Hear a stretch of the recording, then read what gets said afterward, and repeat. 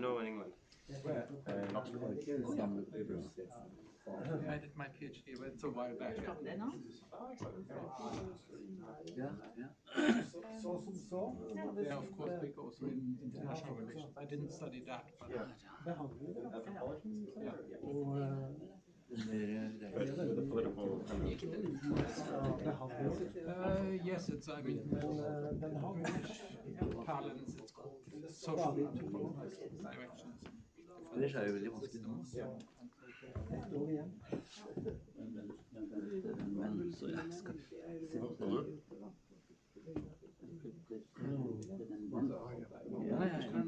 Ja. Så da må vi ha 4-5 tusen. Ja. Det er så billig. Ja, ikke det?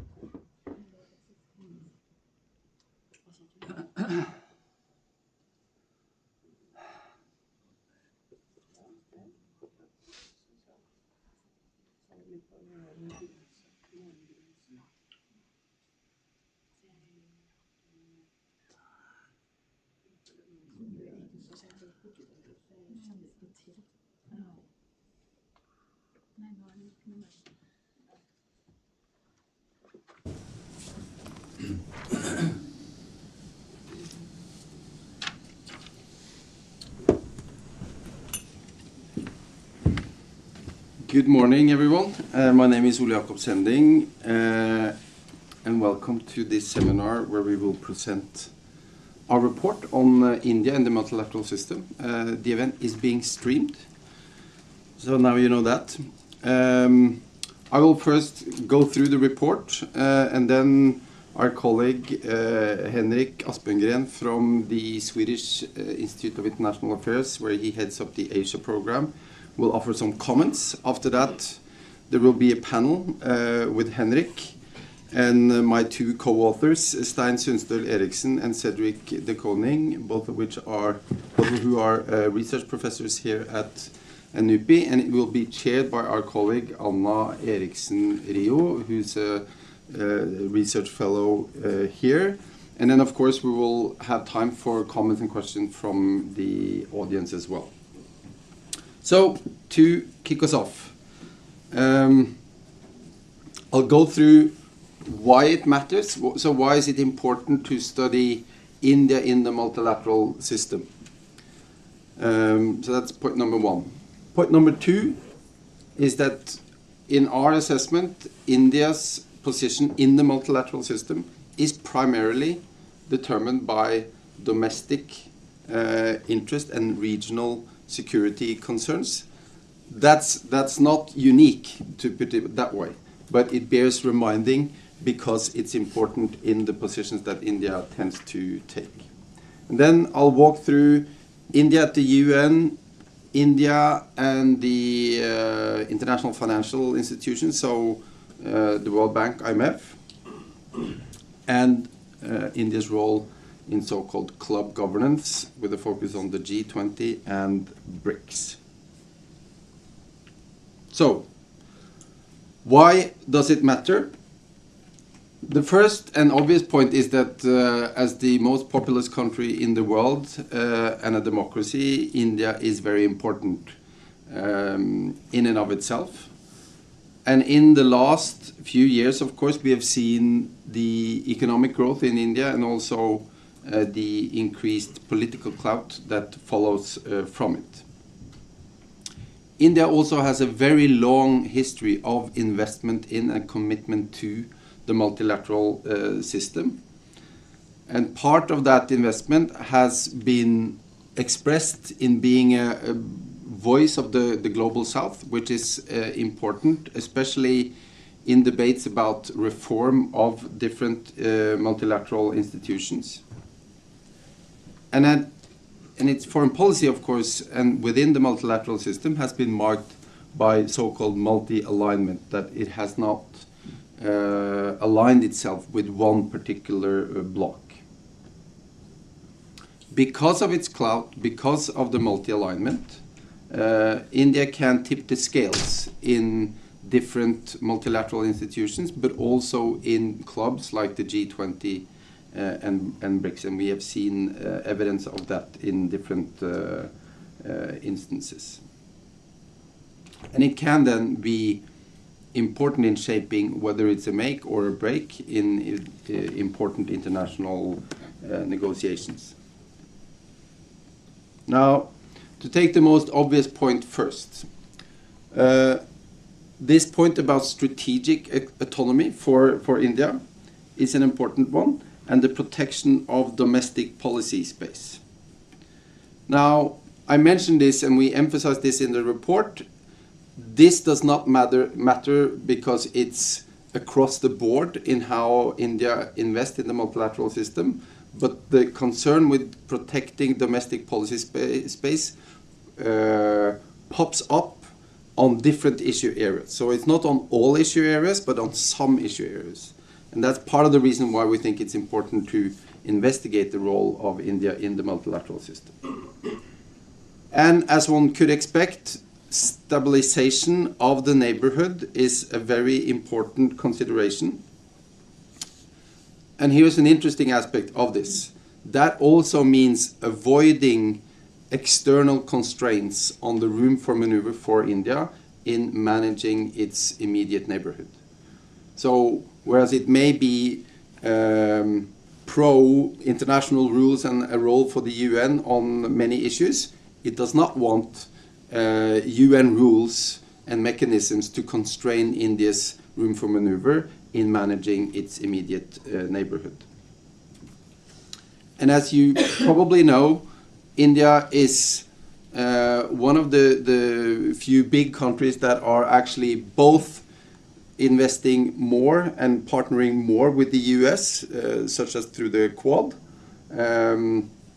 at the same time as it has a long-standing and fairly close relationship with Russia in terms of oil and arms import and so on.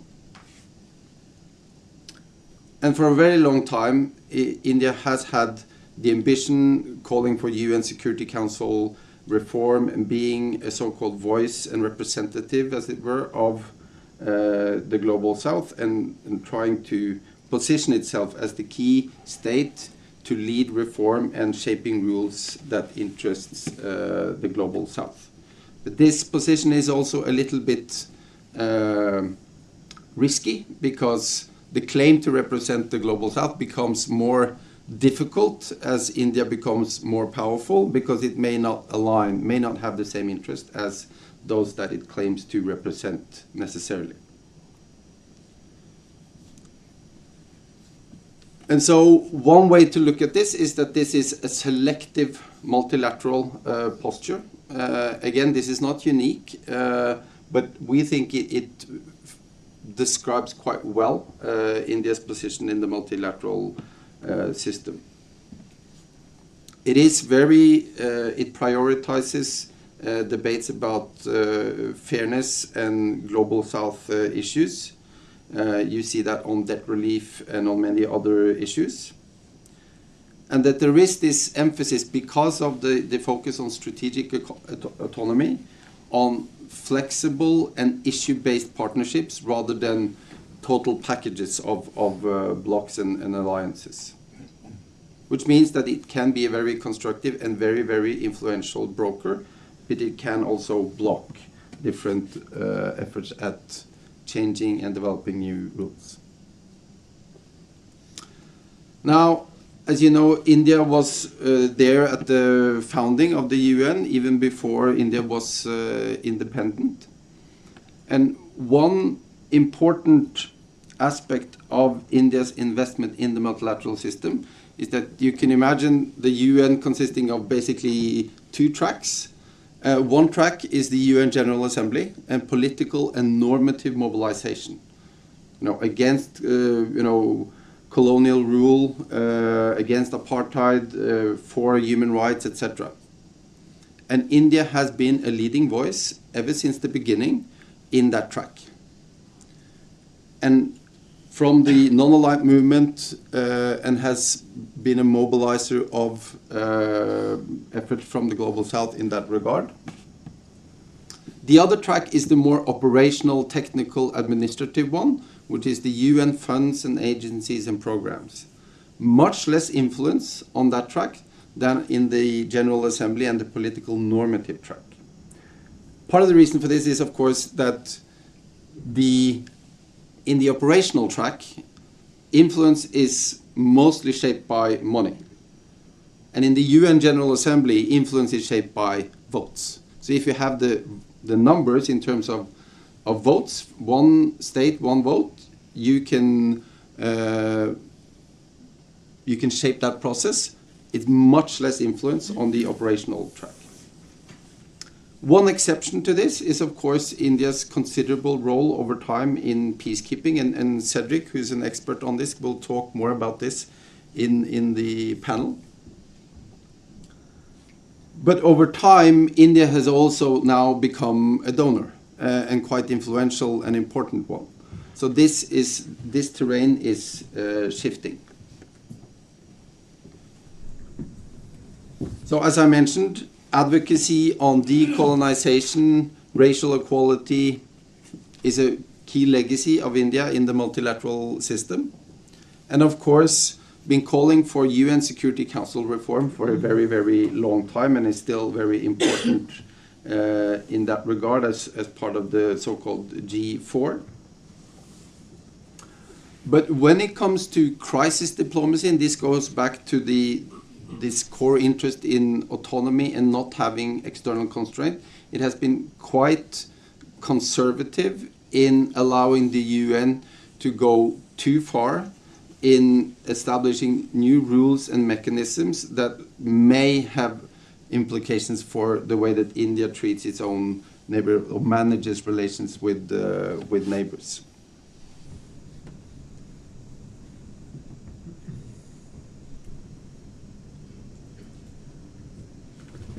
The contribution to UN peacekeeping is important for several reasons. So peacekeeping and police, and of course this represents an effort to bolster the capacity of the UN to actually be a credible actor in managing conflicts in different countries with a mandate from the Security Council. But the investment in peacekeeping is also a political asset in broader negotiations about the role of the UN. So it's not only a specific contribution to peacekeeping, but it's also hard currency in broader negotiations about UN reform and the direction of the UN in peace and security issues more generally. Now, on the Bretton Woods. So Bretton Woods, of course, is the World Bank and the International Monetary Fund, the IMF. And there it's been an evolution, basically tracking the economic growth of India from being a borrower to a major middle income client and also a knowledge partner, so that the expertise and programs and projects in India is more important, one could argue, than in many other countries because of the size and importance of India. And already from the early 1990s, there was a big shift in India's relationship with the IMF after the balance of payment crisis, and has also, and not surprisingly, sought reforms also on quota. So both the IMF and the World Bank, you have this system of ownership and votes being tied to, so it's not one state, one vote. The US effectively has a veto in both organizations by virtue of its weighted ownership in the institution. They've been calling for reforms of that. And they have used, if you follow the BRICS statement from BRICS summits over the last few years, this has been a consistent theme that there should be multilateral development banks, so MDB. There should be reforms of these institutions to better reflect the actual distribution of power in the international system, and India has been very important in pushing that agenda also in the BRICS, as well as much more focus on climate finance. Because in the world of development assistance, of course, the World Bank's mandate is poverty reduction. And then over time, they have now received 2 mandates, not only poverty reduction, but also climate finance, without more funding. So they now have to do 2 things with the same amount of funding. And India and many others have, of course, said, well, this means that you have to beef up the climate finance. And they've been very important in pushing that agenda. And this also comes in the form of debates about so-called loss and damage, and that climate financing should be so-called new and additional. So very important in these big debates in the multilateral development banks. Now, the WTO, it's an interesting example, we think, because it very clearly shows that core domestic economic interests basically blocks the efforts to develop international rules within the WTO. So on food security and agriculture, it's been blocking, India has blocked certain initiatives because it wants to preserve domestic control. And on the special and differential treatment, it has resisted efforts to make those rules more differentiated, because it would mean that India would not benefit from the SDT, so-called, in the same way that it has in the past. And it has also blocked several other reform efforts, again to safeguard domestic political, economic interest and development priorities. Now, the so-called club governance, so the G20 and BRICS, have become more important relative to the established multilateral institutions like the UN and the World Bank. And maybe in particular the G20, because the G20 is the only of these clubs where BRICS and the G7 actually meet.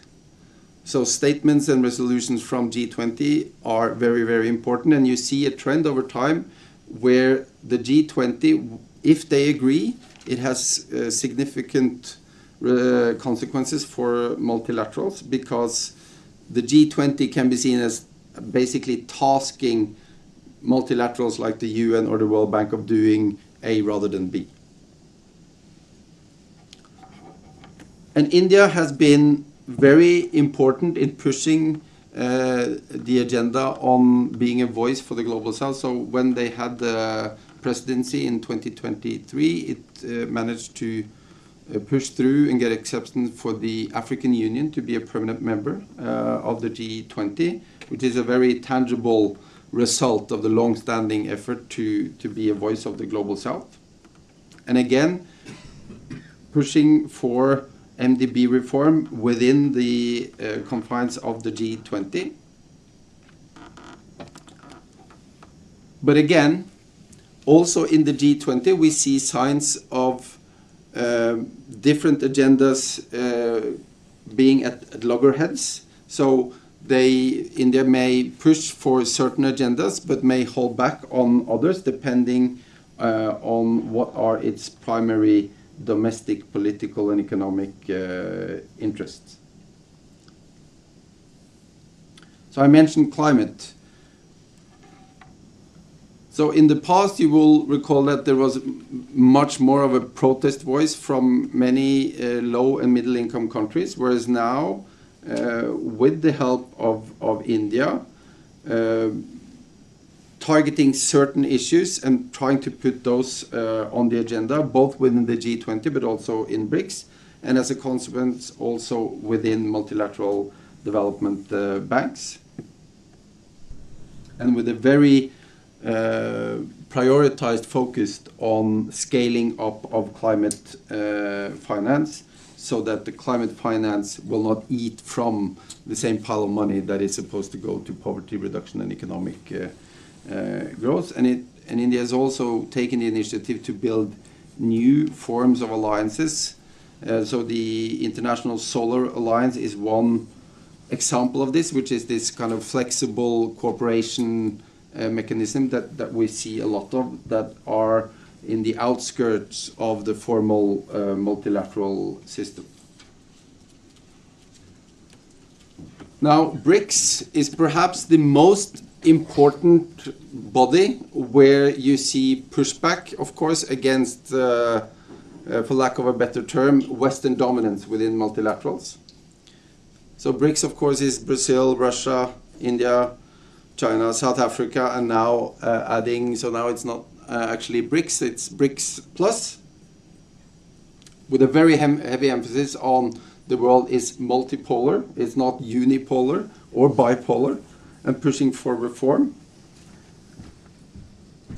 And one important element of the BRICS agenda is this effort of de-dollarization, because of the importance of the dollar in international trade and finance. So the new development bank, which they have established within BRICS, is one effort at this. And then there is this big debate among scholars and experts whether BRICS actually would like to have a different dominant international currency than the dollar.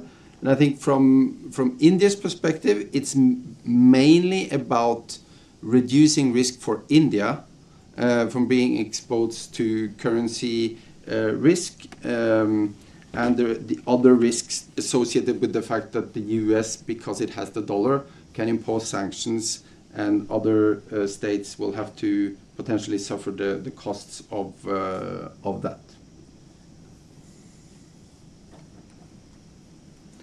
So some cross-cutting patterns. Domestic and regional interests determine the positions that India takes within multilaterals.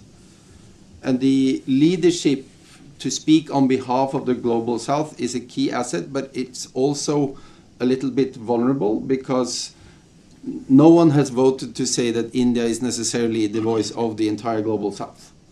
And you see, once you see different interests at stake, of course, that position is a little bit fragile.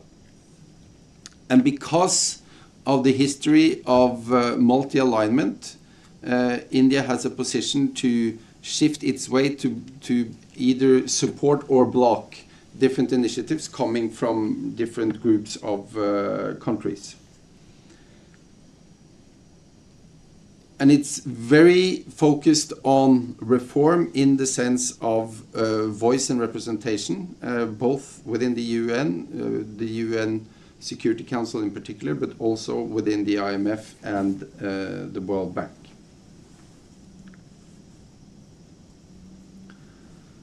Now, some implications, certainly in light of the fact that we are now in the midst of what will likely be a fairly long UN reform process, is that engaging with China necessarily means keeping an eye on what are the key domestic priorities as seen from India, so domestic and regional. And expect there to be fairly hard red line on sovereignty and non-intervention, and also these so-called asymmetric obligations, so that some states should not have more rights than others. And we think that India will continue to use both the G20 and the BRICS Plus to build status and legitimacy in the eyes of others, and to push through different agendas there. And that the combination of the economic and political clout in general, the contribution to peacekeeping, and the long-standing commitment to the UN, and the claim to represent Global South is something that India will use in negotiations and bargaining within the multilateral system. Now, to round off, a few questions for discussions. Maybe this will all look different after Henrik has made his comments. But one key question, of course, is where India is most likely to be a blocker or a key broker in pushing through reforms. What is the likely role that India will play in UN reforms? So what areas will it focus on? And what role will or should clubs like the G20 and the BRICS Plus play in either legitimizing or bypassing / undermining potentially the genuine multilateral organizations like the UN? And with that, I think I'll just hand it over to you, Henrik, for comments. Thank you.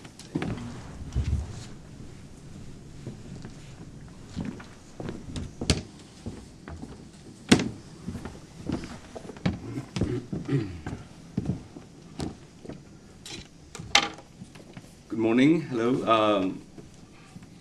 Thank you so much for having me. Thank you, Ole Jakob, for that excellent presentation that you did.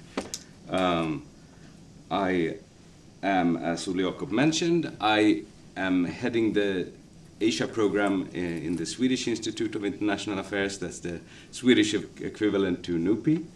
I've been working on India for many years, actually 2 decades. But I consider myself being a generalist on India, so I'm not specialized in India's role in multilateral institutions. But I have worked on India both on its history and its contemporary politics for now 20 years. In Stockholm, I lead a project called the Project for Nordic-India Relations, which is our sort of main platform for analyzing and discussing India. And I think this is a really relevant topic, and I'm very happy that you have launched a report, and congratulations to all the contributors. As you say, there is a great need for us in the Nordics to better understand India's positions, both in terms of its multilateral engagements, as you now discuss, but also its trajectory and its view of itself in international affairs. And obviously, Indians have been thinking around its role internationally since way back, ancient times, but also there was a very lively debate already in the 1860s onwards, and we have seen how that has been implemented differently throughout the decades and different political leadership in Delhi. But what we now see since a couple of, well, at least 10, 15 years, is a much more forward-leaning Indian foreign policy. And this is reflected a little bit in what you have discussed now, Ole Jakob, and also the debates around India's role in multilateral institutions have been sort of differently shaped, related to that idea of what role India might have in international affairs. Now, the current leadership in Delhi has aspirations of India being what it calls a leading power.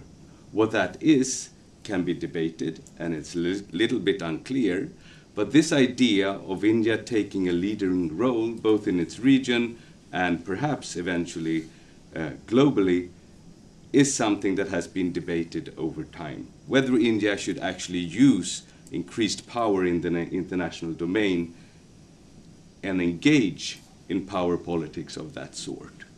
So when we look at some of the things that you have now mentioned, Ole Jakob, about the priorities at home, both politically and economically, there used to be a political thinking in New Delhi that even though India rises internationally in the international system, it shouldn't project power abroad, it shouldn't engage to that extent abroad. However, just as you say, there is a multilateral sort of reflex in Indian international thinking. The multilateral institutions have been prioritized throughout the decades of India's own development trajectory. Now, this poses a lot of questions to us on India's engagement in the multilateral system, how it has evolved, what are the key issues, and also what can we think of how India will act in multilateral settings going forward. And you, in your report, you tackle this evolving approach to multilateralism. And that I think is very much to your credit, that you think about the historic legacy, you think about path dependency, but you also think about how things might change as India's interests change, and how that might shape India's approach to international collaboration. It's a report, and with that comes some restraints, as we all know. We cannot dwell too much on the history of things and keep too much focus on the contextualization. But I think you manage very well to both contextualize and analyze in this report. So as you just said, you are giving us some reasons for why we should think about India in this context. So you mention its role as a broker or as a blocker of reforms. You mention its sometimes sort of ambiguous voice for or of the global south. And you mention it being a candidate in itself to take up sort of positions in global forums if those forums are reformed, or positions but additional sort of influence in those forums if they are to be reformed. And you in particularly highlight the political and economic situation and drivers and developments at home as something that might shape India's approach to multilateralism. And you discussed this through a specific sort of, focused discussion on India in the UN system, India with its peacekeeping missions, but also the Bretton Woods institutions, and you also mentioned a couple of the clubs or perhaps minilaterals that we see emerging. You mentioned the BRICS Plus, and you mentioned the G20 in that regard. And I'll come back to that a little bit later. To me, while reading the report that I received yesterday, and I had some little time to reflect on it, I think it's really interesting to see both the consistency in India's approach and also where there are changes. And in the consistency, in where the lineages seems to be almost intact, comes with sovereignty issues, and as you mentioned, also the need to keep policy space for India's own economic development trajectory and how that is defined. That's a definition that might, have a couple of decades ago been more focused on India's internal economic interest and development trajectory. But now we see as those interests expand and India's economic engagements with other partners and countries, with that expansion, India's economic interests also expand. So there's a slight evolution here that I think we can discuss in the panel as well. But when it comes to sovereignty issues, territorial integrity, non-interference, those questions have been consistent in India's voting patterns, sometimes to the frustration of us when we look at, for example, Russia's invasion of Ukraine. But when we look at how these voting systems, voting patterns have evolved, we see clear consistency. We should also remember always when we talk about India's role in this international forums that India has a very small foreign service. We can compare India's foreign service to smaller European countries in that of size. So there is always a trade-off here. When you want to invest, how much can you invest in terms of your institutional capacity? And in terms of the sort of investment in money and resources you can bring to those initiatives that you launch. This is a comparison we have to do when we think about China's expanding and very, invested role in the UN system. India cannot compete with its resources and manpower to that extent. Also, I think we should also think about the proliferation in formats. You mentioned a couple of them, G20 and the BRICS. These are not, of India's making, but there are other formats, and I will come back to this as well, where India sees issues and problems not only with the functioning of Bretton Woods institution and the UN system, but also other forms of institutions, and comes up with initiatives. You call it institutional entrepreneurship, and we see a vast array of these organizations. This is, of course, a critique to some extent of the multilateral system in its existence today and how it works and the organizations, but also it is a way to create international cooperation in smaller formats around issues where India hopes to both shape the norms and create some effective movements forward in terms of implementation. All right, so as I mentioned, I think you have done a great job, and I'm really happy that this report has been launched. When we do opinion polling in Sweden on Swedes' understanding and knowledge about Asian countries, we do this every second year. It's called the Asia Barometer. We see that Swedes have good understanding of China, good understanding of Japan, but when it comes to India, the most frequent answer is don't know. People don't know. So that's what we see, and I think this is a general interest of all of our Nordic countries to raise the awareness and knowledge about India.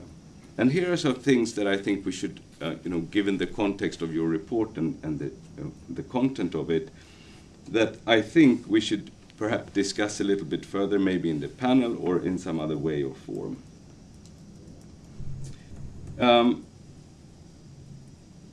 Now, given India's rise, both economically and politically, it will define and pursue its interests differently than it has in the past. So I think we need to keep an eye on the dynamics here between the bilateral engagements, and Ole Jakob, you mentioned this as well, the bilateral engagements and the multilateral engagements. Now, if we move towards a world order shaped by, if we take what comes out of Washington, for example, shaped by transactionalism, and we also see a greater sort of great power competition and rivalry, if we take that as an example of how things will come, how things will emerge in coming decades, how should we think about this interplay between the bilateral and the multilateral? If it's more effective for countries like India to safeguard their interest, get what they're looking for in partnerships through bilateral engagement with some key actors in the global system, is that the way forward? Or will it be to continue to invest in multilateral cooperation and norm setting? It might not be an either or, but the balance might shift a little bit going forward. We can see that, for example, you mentioned the World Trade Organization. India is, of course, a very active and sometimes a bit, some Western diplomats feel a bit difficult partner in the WTO. But we see that now that India is also having an evolving free trade, bilateral free trade agreement regime. You have one with EFTA countries. From the Indian perspective, there are negotiations with the EU, and there are some more shallow and less comprehensive deals discussed. Now, I think also we need to keep an eye on the China factor. It's not explicitly discussed that much in your report. You talk about the neighborhood, and of course China is very much part of the neighborhood. But I think to counter, or at least to balance the influence of China, is a key factor in some of India's engagement. Why did India join the Shanghai Cooperation Organization? Well, the SCO, as the acronym goes. Obviously, a road into Central Asia is important, but it's also a Chinese-led initiative, and India wants to be part of it. So that China is not setting the norms for that entire region. What is the future of the BRICS Plus? Obviously, India has interest, as you showed, but there is also a sense in New Delhi that BRICS could not become a China-dominated platform, where the BRI is integrated into other BRICS initiatives and so forth. And obviously, we'll talk about the Quad perhaps also in the panel, but the Quad is a cooperation between the US, Japan, and Australia and India, not pointed at China, but still a way to balance China in the Indo-Pacific. So these are important. This explicit China factor, although India wouldn't admit it, is part of the thinking. Now, also, the US factor. We also need to think about what happens when the US withdraws from multilateral engagement, commitments, who will move in, and how will you keep engaged with the US? The US-India relationship has been a tense one over the last few months. Previously, in previous decades, it was also a difficult one, but since 2005 up till now, basically, it has evolved tremendously. But it's really important for India to keep the US engaged in some way or the other, although that is also something they wouldn't really officially admit, given their position of strategic autonomy, but to be engaged with the US. And the Quad is one aspect of this. But also other minilateral groupings that we might discuss a bit further. What is called the IMEC, a big connectivity project between India, the Middle East and Gulf countries, and Europe, but where the US was supposed to act as a security guarantor of that entire project. We also have a small grouping called I2U2, which also is India, again, and the US, UAE, and also Israel. Small groupings like this, where there is norm setting, where there is coordination on certain policy issues, and so forth. Ways of keeping India engaged with the US and the US engaged with India. Another aspect that I wanted for us to discuss a bit further is status.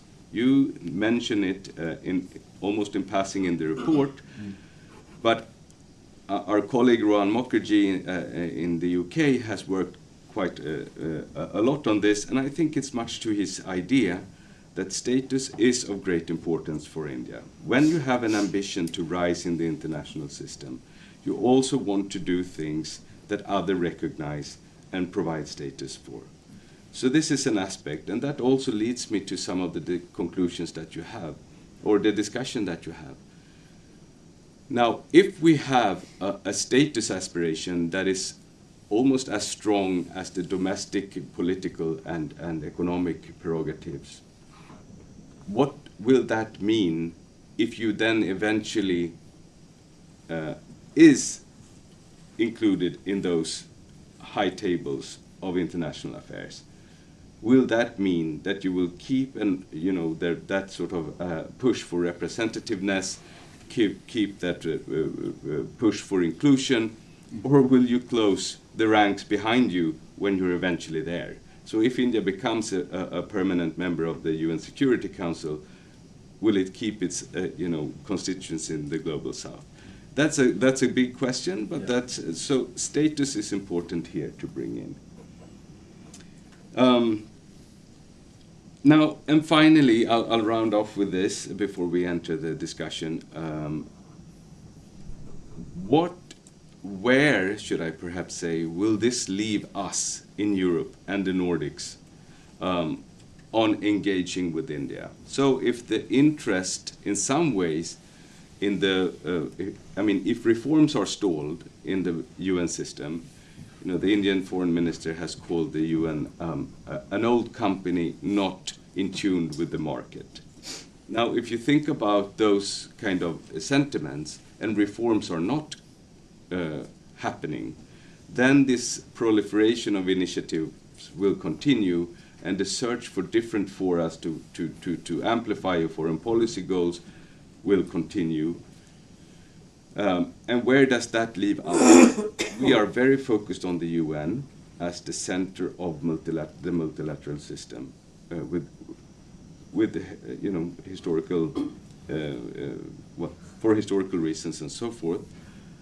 But if these smaller settings continue to grow and emerge, where do we come in, and how do we engage with India, an actor like India? And India is not the only one. We see this in many of the rising powers. We see that with, the UAEs and Indonesias and Brazils of the world as well. Where will that leave us? Can we engage with others in these smaller settings, in these more flexible issue-based groupings? And how do we do that? And when, it's a report, it's not a policy brief that you have written, but you come with some few reflections and thoughts towards the end of it.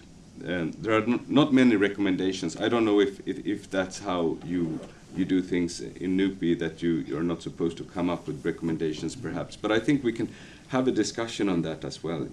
Where does this practically leave us in our approach to multilateralism and in our collaboration with India specifically? So I think I'll stop there and look forward to the discussion. Perfect. Thank you. Thank you so much, Henrik. Then it's time for the panel. So if you find the chair, Henrik, and then Anna will take it from here.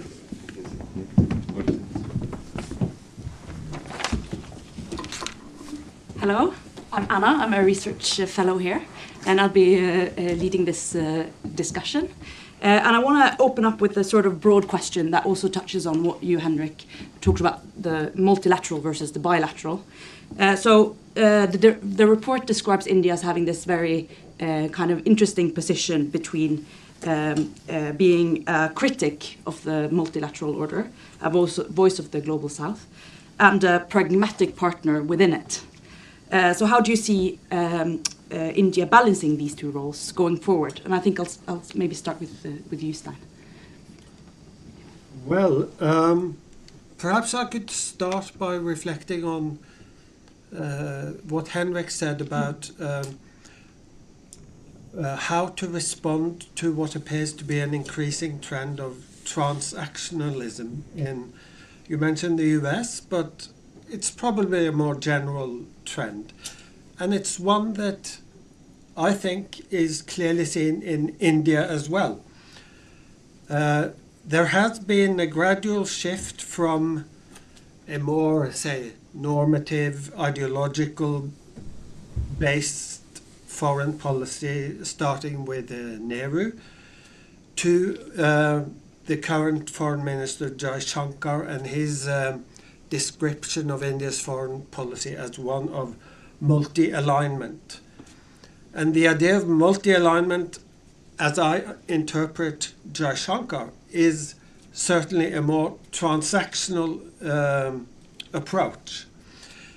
So to the extent that that line of thinking continues to be the base of Indian foreign policy, I would think that India would also use the multilateral system in a more transactional way, and correspondingly try other bilateral venues to the extent that they feel that the multilateral system does not enable them to pursue their interests.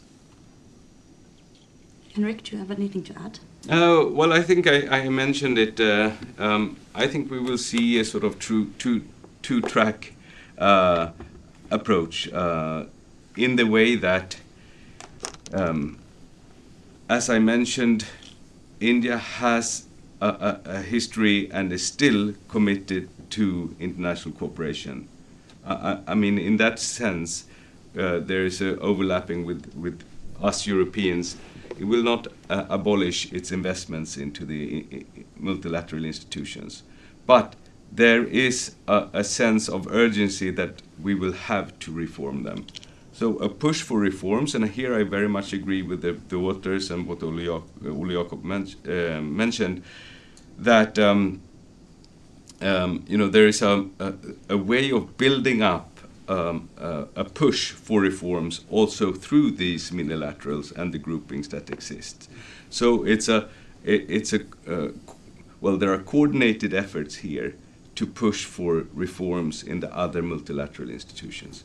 And when it comes to bilateral relationships and the multi-sort of vector or multi-alignment, I think it's not, it's not mutually exclusive here, and it's not only transactionalism. I think it's also, you build up diplomatic empathy, you build up partnerships and relationships over time also in the bilateral track.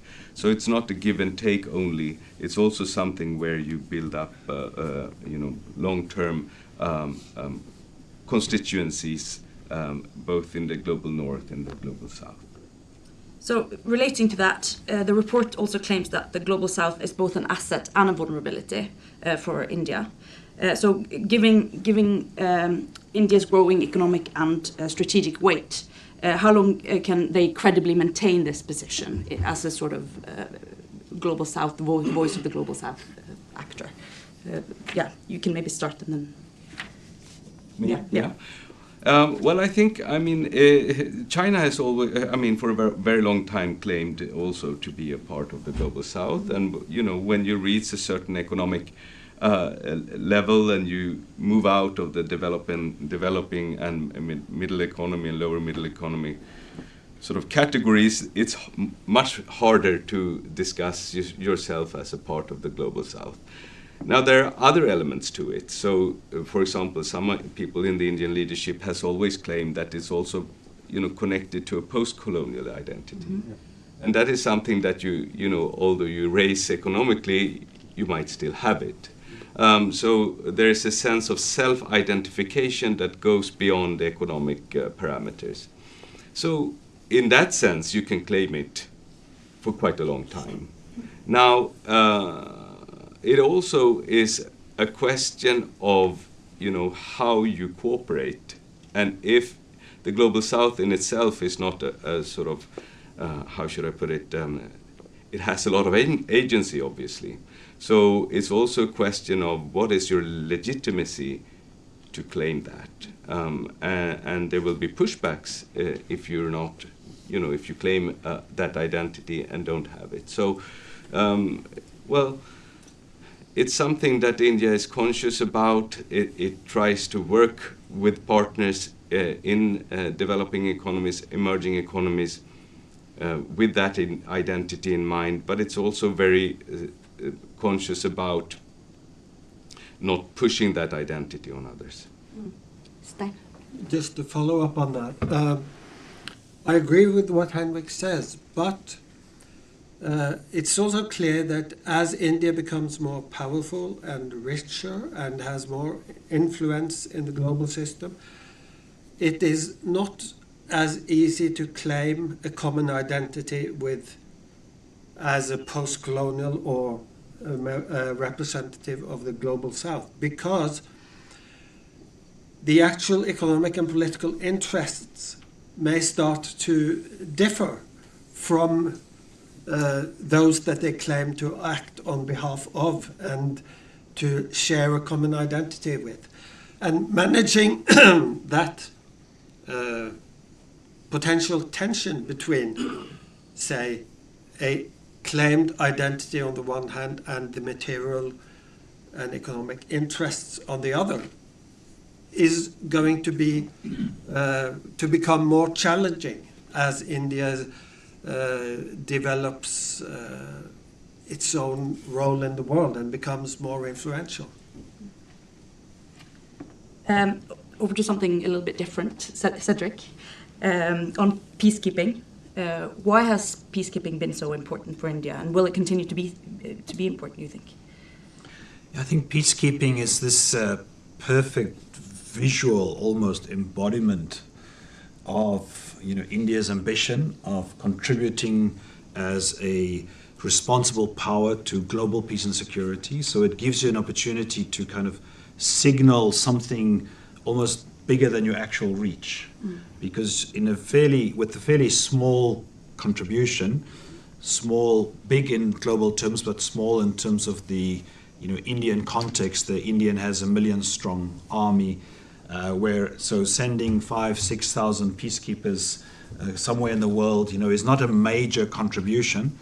And peacekeeping itself, doesn't, change the global order, but it is such a good symbolic gesture to, demonstrate your role as somebody who contributes to global security, as a global public good, and it really bolsters then that image and gives status, and can be used as capital, as Ole Jakob said earlier. Then when you go to the UN, almost every speech by an Indian ambassador, probably in the first paragraph, there'll be some mention about the fact that of India's peacekeeping record, right? So it's really a way of reinforcing a position of India in the world. The UN is important for India. Why do you think it also engages with clubs like the G20, for example? I mean, I think with India and most of the other, for instance, BRICS members, I mean, they would repeatedly say at all BRICS summits that, they believe in strong rule-based world order with the UN at its center. So belonging to BRICS or belonging to the G20 for India doesn't mean that, the UN is less important. But it means that, in addition to the UN as this one place where we all come together, there is the need to manage all kinds of different aspects of global governance, as Henrik has also explained, right? So engaging in the G20 is a forum for trying to influence the macroeconomic, the way the world is managed macroeconomically, and especially to counter the kind of hegemony of the West, that India and the other growing emerging powers have felt that, we are playing a more and more important role in the global economy. Our economies represent now 40+% of the global GDP, yet we don't have the same say as others. And so by coming together as a group, we are stronger together than alone to try and influence how the world manages its global economy or the global financial architecture. And the G20 is another, and many of the other forums. So these are all, a way of kind of networked multilateralism, using different networks to try and influence the global space. But certainly it doesn't mean, I think, for India that the UN is less important. So if we look at recent developments, or relatively recent developments in the world now, we see the Trump administration's skepticism towards multilateralism and a potential US withdrawal. Does this potentially create more space for India, or does it complicate things for India? We can start with you, Stein, and you can take the answer in any direction if you want. Well, before Trump's re-election, about a year ago, I was in India, and I read a number of the newspaper articles and talked to lots of people about India in the global system, and India and great power rivalry. And the general feeling was that this was, for India, a time of opportunity where all the great powers had an interest in keeping India on their side, which gave India a space of action which it had never had before. Now, after Trump's re-election and the new tensions that have arisen about India's trade with Russia and also the American trade policy and the US push for access to Indian markets, it has become a bit more difficult.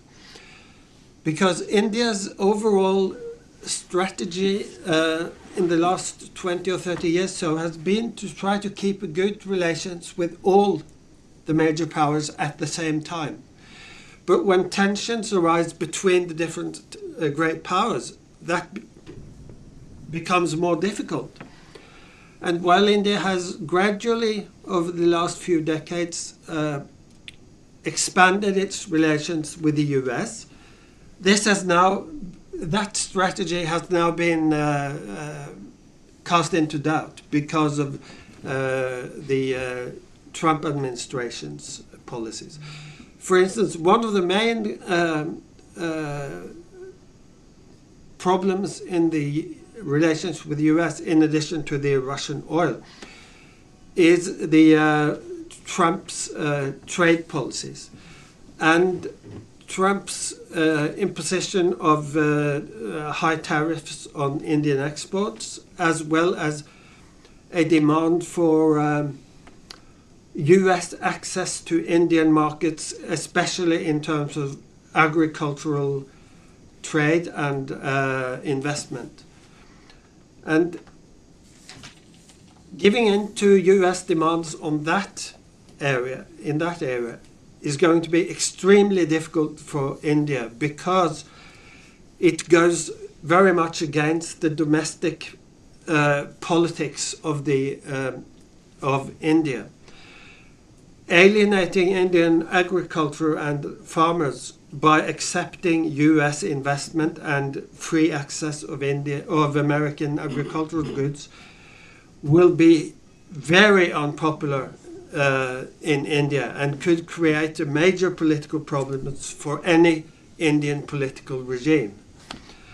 So that is an area where I think it's going to be almost impossible for India to accept the American demands.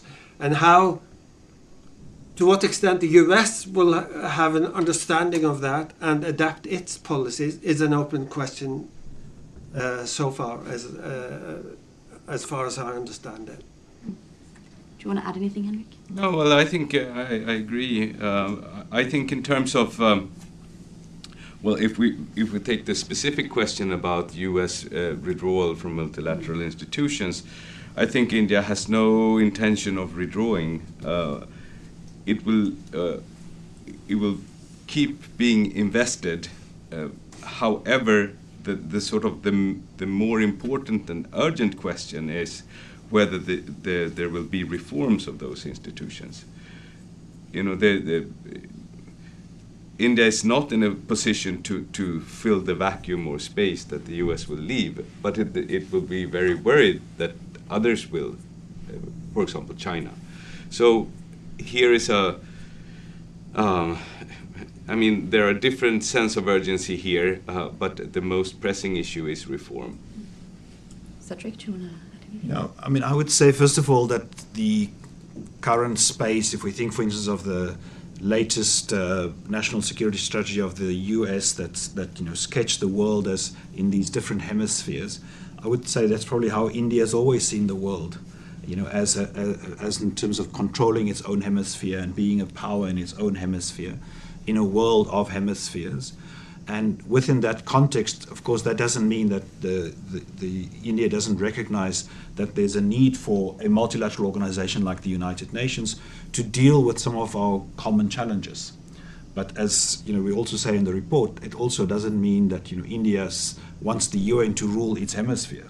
It doesn't want that either, right? And I think the one element I would add on the UN is I think that to some degree the US administration's weakening of multilateralism is something that India would welcome. in the sense that it is not a member of the Security Council, and therefore it either wants to become a member or it wants to weaken the role of the Security Council. So if the Security Council is weakened, and there's more pressure for Security Council reform, that's a good thing from an Indian perspective, right? So, and if there's more pressure on the Bretton Woods systems and the opportunity for reforming the world economic system, in terms of the BRICS ambitions and macroeconomy, if the US control of the world economy and the dollar becomes, less important, all of those things are in the long-term strategic interest of India. So it's about navigating this space. It's not either or. Yes, we want a strong UN, but we don't want a strong UN the way it is right now, right? Etc. And for Norway and for the other Nordic countries and for European countries, what are the practical implications of seeking to engage with India on multilateral reform, where is there common ground? Where do we expect friction? Maybe Henrik, if you want to start.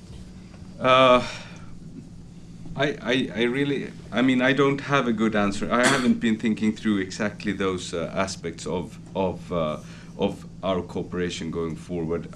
I raised the question towards the end here because I find it a bit difficult to see in the sort of proliferation of initiatives how we can come in. I mean, obviously the discussion about UN reform is something that we are on board with, and so we're not a challenger to those expectations from the Indian side. But the issue and the question is these other formats that we don't have that much access to and where we don't have platforms. Now, I think in terms of some impulses here that I think, we have formats where we engage on a regional basis, not in a institutionalized format, but the Nordic-India sort of conversation that is ongoing on a political level. There are other such formats where we see that there is an interest also from the Indian side to reach out. There are other initiatives, like in the Swedish case, we have started something in the climate corridor called Lead Lead in the Industrial Transition, where India and Sweden are co-chairs, but it's a global initiative with several countries and companies, industries also from these countries to reduce the carbon footprint in certain sectors of the production lines. Now these are, and we see enormous amount of Indian political investment into that initiative, on COP levels with the Prime Minister and so forth. It's mentioned, an EU statement, it's mentioned. So India wants that in all kinds. So these kinds of initiatives are also quite useful for a small country like Sweden in order to engage with India. And it's not a Swedish-Indian thing, it is seen as a global sort of initiative. So one has to sort of navigate and find ways. It's tricky. Yeah, I would say that India is maybe one of the top 10 countries that we have to pay attention to. Then how do we manage that relationship? I would say it's important not to think in terms of us and them that we used to do in the past. Maybe we used to think of ourselves as the West and part of NATO. India and others are part of the BRICS, so they are on the other side. I think that kind of binary is no longer so useful for the world we're in now. And so what we need to do is to identify where do we have shared interests, where do we differ, where can we cooperate. And there's many different issues on many different platforms that we need to identify. For instance, I'll just mention one. I know India is hosting a major summit next February on artificial intelligence and kind of governance of artificial intelligence. And I think that's an area where, for instance, Norway and India have very much a shared interest to try and work towards artificial intelligence as something that is managed in a way that's more trustworthy and for global governance and national issues. Stein, do you have anything you want to add? No, I don't think I have anything to add on that. I agree with what's been said, but I think it's yeah. If I can throw one more into the mix, is that there is this is a little bit speculative, but I think it does point to the thinking in Washington. There is apparently a classified version of the National Security Strategy that was published last week. And in that classified, longer version, there is a reference to Core 5. That's the US, Russia, China, Japan, and India. So, not Europe. So, according to that thinking, and it relates to what you said about, hemispheres and control, that's basically back to the concept of Europe, but at the global stage, where you have these four countries that are supposed to coordinate and have control of their neighborhood, and that's basically it. So given that, if that's a type of thinking that is emerging, and you can imagine that many of these states will be quite happy with it, what's your take on, at one level India would welcome it because it's, speaking about status, but at another level it raises all kinds of questions about other types of formats that we have now, whether it's the G7 or the UN Security Council. So any thoughts on that would be interesting to hear. I haven't read that document or reporting on it, so I don't know the exact wordings here. But, well, I mean, on one level, the idea of, as you mentioned in the report, also to be sort of the dominant power in the neighborhood is something that is sort of ingrained in Indian thinking. So I agree with this. Now, when it comes to capabilities, it's another issue. So I wanted to connect to something that you said also about peacekeeping missions and being a security provider. I think in the Indian thinking there is also a consciousness around the gap in capabilities compared to, for example, China in their possibilities to be a net security provider in the Indian Ocean, for example. There are attempts, anti-piracy missions, first responder missions to natural disasters with the Navy and Air Force incorporated and so forth. So these are attempts. But is India really now already a pole in a multipolar world, as this seems to suggest in terms of its capabilities? I think there are doubts in New Delhi about this. The idea of being a developed economy by 2047, that's the sort of vision, and there are 2 decades until then. It's still, now we see that it's still, a fifth of the Indian economy is a fifth of the Chinese economy, and so forth. There are capability gaps here that needs to be filled, and until then, there will be a need for other forms of engagement. So I don't know if I answered your question, but I think there is a tension here about ambitions and actual capabilities. I think that's a good point about, different, there's maybe a big five, but there's different capabilities within that big five, and then how do you manage that through multi-alignment?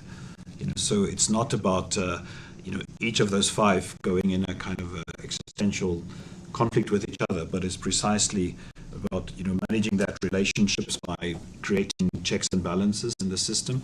And to do that, you need to go beyond the five. You need to have the votes of the Global South in the UN General Assembly and many other different forums where you try to manage this kind of potential for increased rivalry between these different countries and hemispheres. Just to add to that, the gap in capabilities, when you say that there are doubts about India's capabilities among Indian policymakers, it's pretty clear that they are correct in that doubt.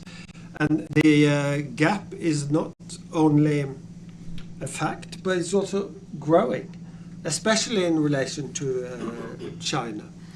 Because although India is one of the fastest growing economies in the world, the gap in terms of both economic capacity and military capacity between India and China keeps growing. And that is going to be, an objective constraint on India's capabilities for the foreseeable future. I think we'll open it up questions? Great. Let's start there. Yes, Arndt Schneider, professor of anthropology here at UIO, actually a Latin American specialist, but I much appreciated the presentation, the rejoinder, and of course the expert views of the panel members. I have two quick questions. One actually related to, perhaps surprisingly, to Latin America, and that is, if India, with its increasing economic power, at least partly, will emulate China. And of course, China has the Silk Road program, but it's also an aggressive investor, not in Brazil so much, of course, which is a BRICS member, but in other Latin American countries. Do you foresee a projection of Indian economic power globally beyond its regional and hemispheric projection in South Asia and Southeast Asia? For example, in Latin America, number one. Number two is the geostrategic, and that comes a little bit back to the military.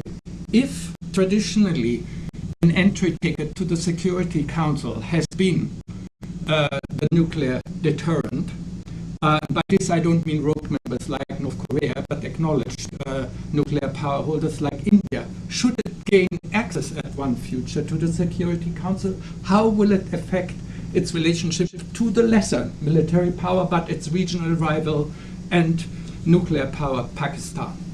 So one, Latin America, the other one, Pakistan, should it join the Security Council? Thanks.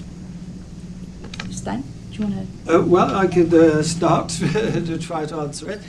On the first, on India's global expansion, if you wish. Well, there's nothing like the BRI likely to come out of India, but India is already expanding its global economic role. Perhaps not that much in Latin America, but in regions like the Middle East and in Africa, both in the form of development aid, but also in the form of investments and private companies establishing themselves in countries in these two regions in particular.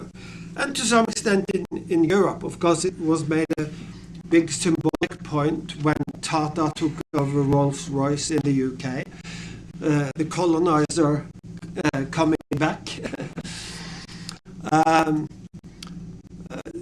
Now, the second question on the nuclear issue. Of course, India would have ever since the UN established, claimed its legitimate right to be represented on the Security Council. And the prospects of them achieving that, I think, are very slim as far as ahead as one can see, because of the veto system, and other powers are likely to block it. But if they were to be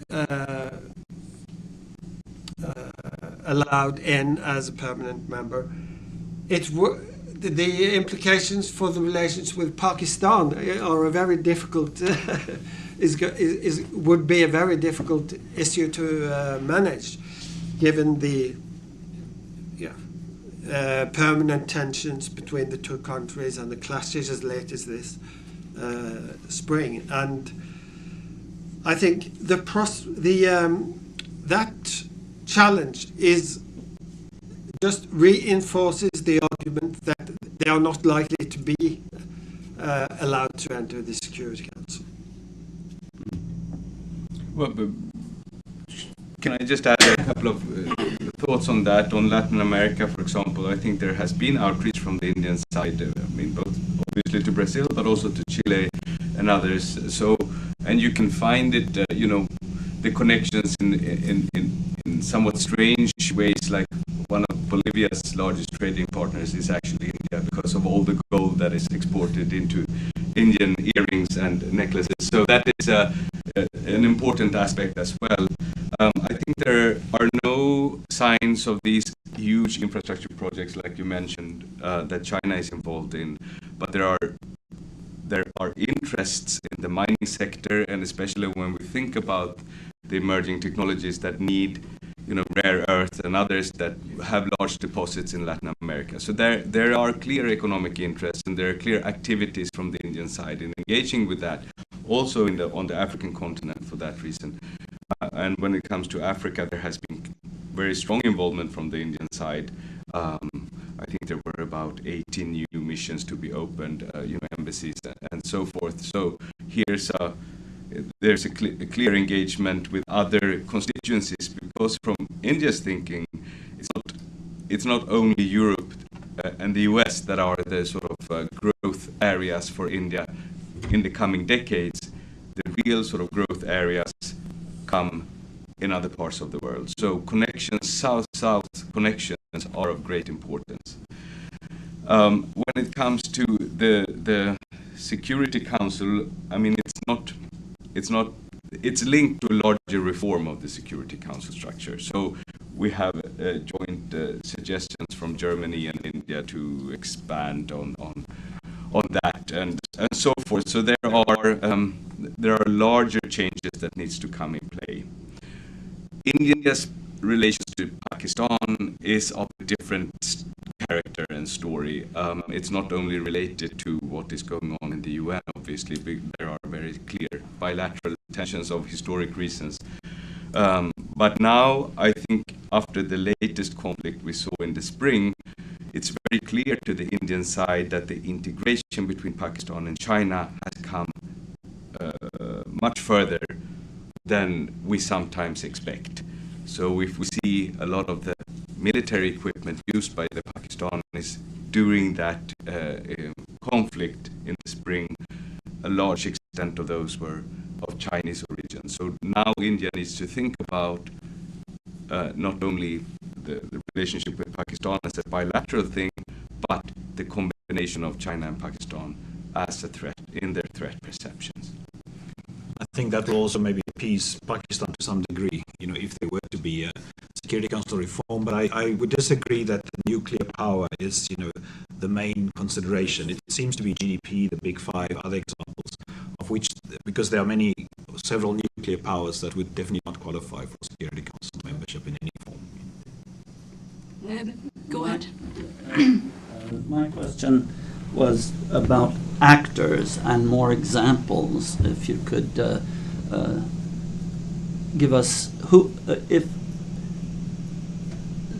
India has such a small foreign service, as it was mentioned, who are these people? Who are they?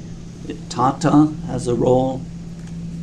Private individuals, the diaspora, the Indian Navy in the Indian Ocean, and U.S. in the Indian Ocean, the Brits there, I suppose, and others. If you could give some concrete examples of who these people are, if there are so few from the Indian government, who are these people?